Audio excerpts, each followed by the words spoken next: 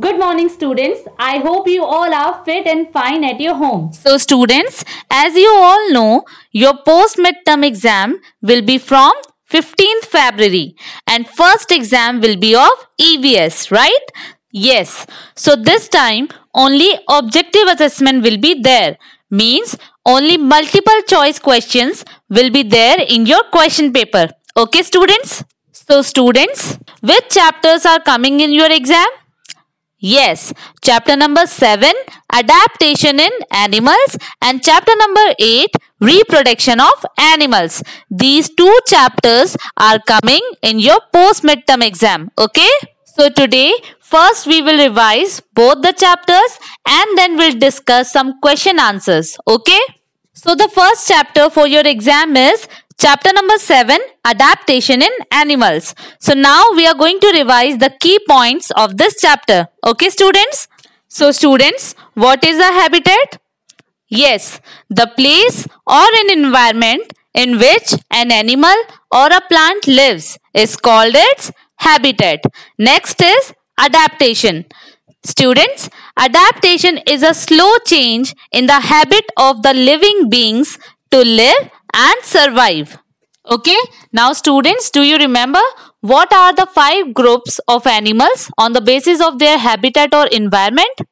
Yes, the groups are terrestrial animals, aquatic animals, amphibians, arboreal animals and aerial animals. So students, the first group of animals is terrestrial animals. The animals that live on land are called terrestrial animals. For example, lion, cow, dog, etc. Second one is aquatic animals. And aquatic animals are the animals that live in water. For example, fish, turtles, crabs, etc. Now the next one is amphibians. So students, the animals that live both on land and in water are called amphibians. For example, toads, frogs, newts, etc. Fourth one is arboreal animals. Animals that spend most of their time on the trees are called arboreal animals. For example, monkeys, squirrels, etc. And the last one is aerial animals. So students, animals that spend most of their time in the air are called aerial animals. For example, birds, butterfly, etc. Okay students? So students, these are the 5 groups of animals on the basis of their habitat or environment. Now we are going to discuss the group of animals on the basis of their food habit. So students, according to their food habits, animals can be classified as herbivores, carnivores, omnivores and parasites. So students, the first one is herbivores. The plant eating animals are called herbivores. For example, cow, goat, elephant, etc.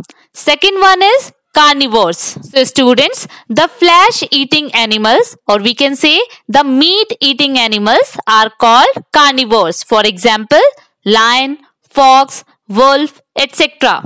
Third one is omnivores. Students, animals that eat both plants and animals are called omnivores. For example, human beings, bear, cat, etc. And the fourth group is parasites. So students, animals that depend on other animals for their food are called parasites. For example, leech, mosquito, bug, etc.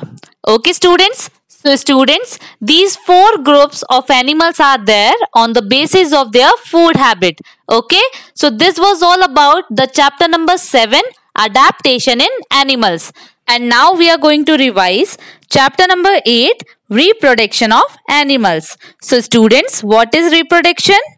Yes, the ability by which living beings produce the young ones of their own kind is called reproduction. Students, there are 2 ways of reproduction in animals. First one is animals that give birth to the young ones. And second one is animals that lay eggs. So students, what do we call the animals that give birth to the young ones?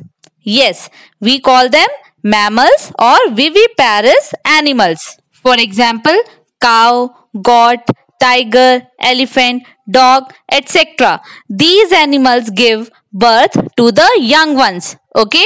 And students, all those animals that lay eggs are called egg-laying or oviparous animals. For example, birds, insects, frogs, snakes, etc. Okay? So now students, we will revise the stages in the life cycle of some egg-laying animals. Okay? So the first one is the life cycle of birds. Step 1 is egg, second embryo, third hatching, fourth chick, and fifth adult bird. Okay? Now the next one is the life cycle of frog. So students, first a frog lay eggs, means stage 1 is egg, second tadpole, third young frog, and fourth one is adult frog. Okay? Students, remember one thing, that the young one of a frog is called tadpole. Okay? Now moving to the next one, that is the life cycle of a cockroach. So students, stage 1 is egg, stage 2 nymph, and stage 3 is adult cockroach. Here you have to remember that the young one of a cockroach is known as nymph. Okay? Now the next is the life cycle of a butterfly. So students, first a butterfly lay eggs, means stage 1 is egg, stage 2 larva, or we can also call it caterpillar, stage 3 pupa, and stage 4 is adult butterfly. Okay?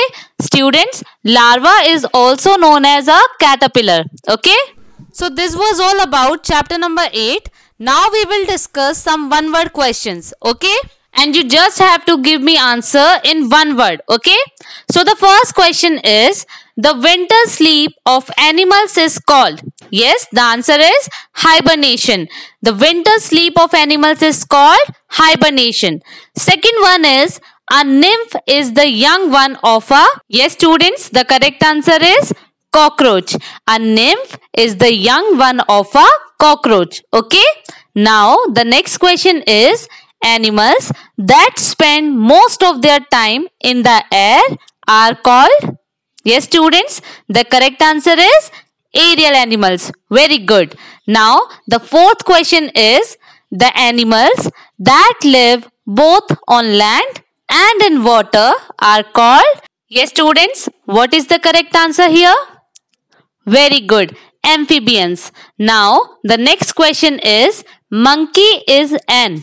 Students, in this question you have to write the name of the animals group to which monkey belongs to. Okay? So monkey is an arboreal animals. Very good. Because monkey spends most of their time on the trees. Okay?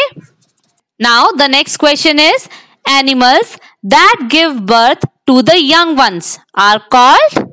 Yes, mammals. Question number 7 is, the young one of a frog is called.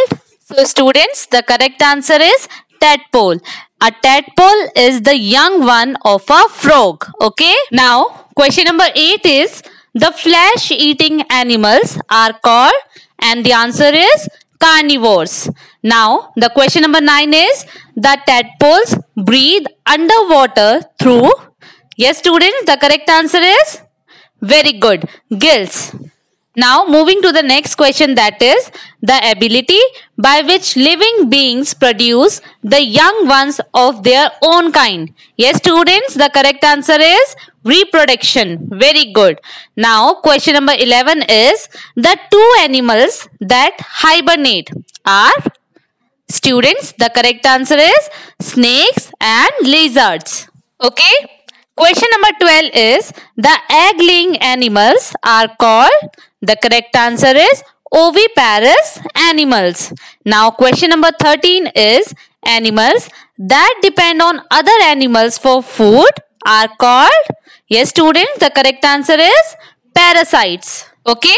Now question number 14 is, the plant-eating animals are called. This is very simple, students. The answer is herbivores. Now the last question is, bear and dog are. In this question also, students, we have to write the name of the animals group to which bear and dog belongs to. Okay, so the correct answer is omnivores. So students, write down these questions in your notebook and learn them, okay? And learn the chapters which are coming in your post-midterm exams. And students, one more thing, if you are having any doubt, any query, you can ask me, okay? Students, I am telling you again that this time only objective assessment will be there, means only multiple choice questions will be there in your question paper, okay? And your question paper will be of 20 marks. Okay students, so all the very best for your exam, and this time you will not take help from your parents to attempt the question paper, okay? Because you all are very big students now and you can do your paper by your own, okay students? So that's all for today. Thank you and have a nice day.